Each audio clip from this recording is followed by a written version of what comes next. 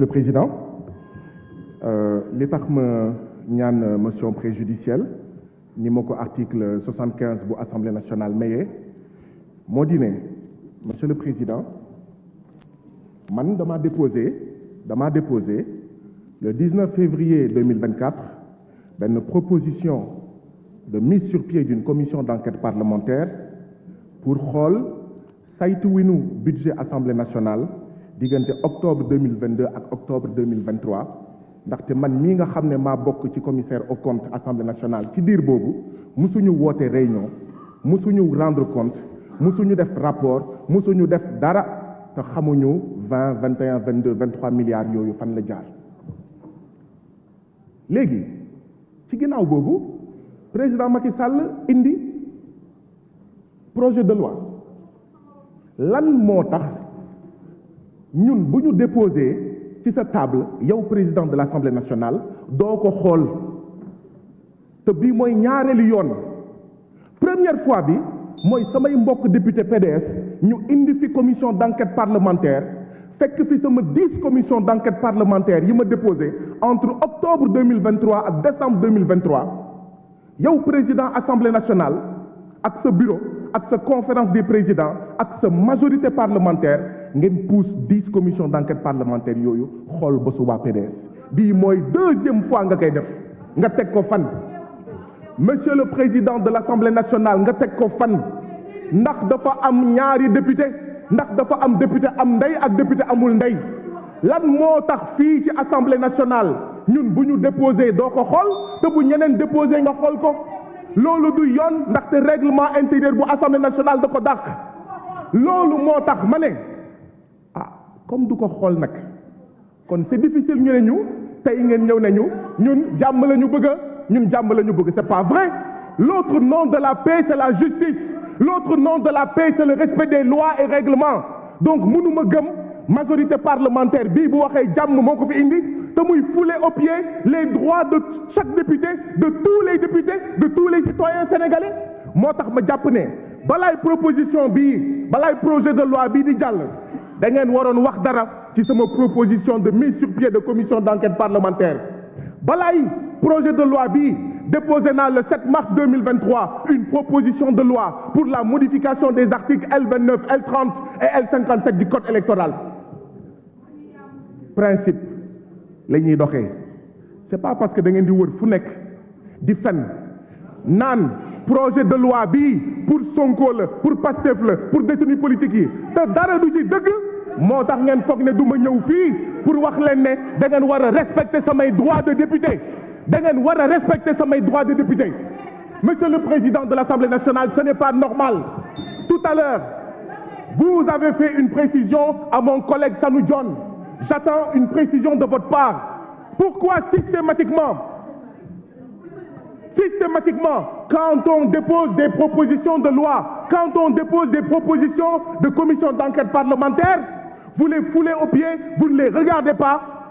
et quand mes collègues du PDS déposent vous les regardez quand le président amène vous regardez ngeen teg ko fan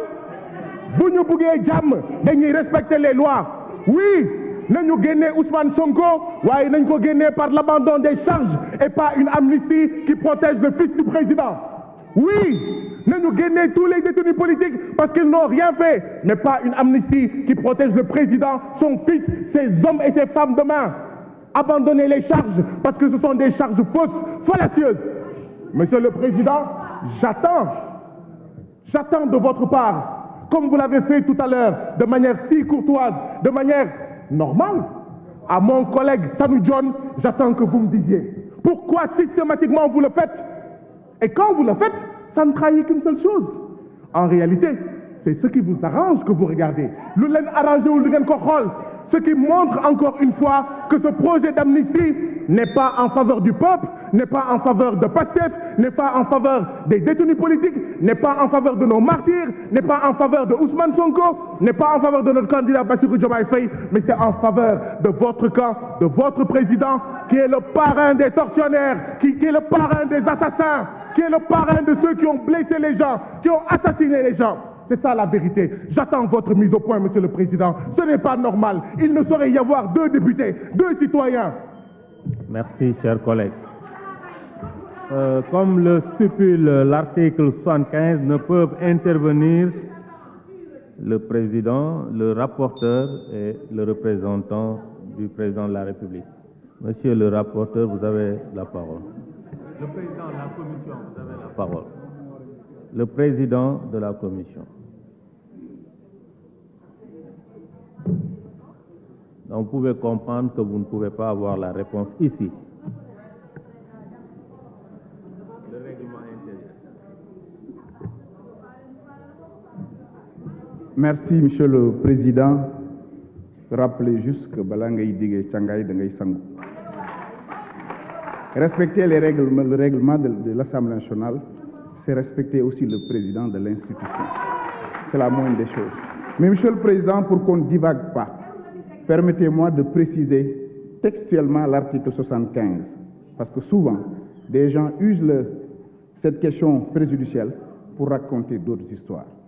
On dit à l'article 75, textuellement, à tout moment, au cours de cette discussion générale et jusqu'à la clôture, il peut être présenté des motions préjudicielles tendant soit à l'ajournement du débat jusqu'à la réalisation de certaines conditions, soit au renvoi de l'ensemble des textes devant la commission saisie sur le fond ou sur l'examen, pour avis d'une procédure prévue à l'article précédent sur la question préalable. Toutefois, le renvoi de la commission saisie au fond est de droit si celle-ci ou le représentant du président de la République le demande. Comme pour dire, il fait hors sujet. Restons sur le débat, parlons du débat, continuons le débat. Monsieur le rapporteur, vous avez la parole. Monsieur le Président, je voudrais demander la poursuite des travaux, car cette motion préjudicielle n'a aucun rapport avec nos travaux d'aujourd'hui, car il a évoqué la mise sur pied d'une commission d'enquête parlementaire portant sur la gestion de l'Assemblée nationale. Aujourd'hui, nous parlons d'un projet de loi d'amnistie. Je vous demande la poursuite des travaux. Merci. Madame le ministre. Merci, Monsieur le Président. Je n'ai aucune observation à faire. Merci. Quels sont ceux qui sont pour la motion préjudicielle?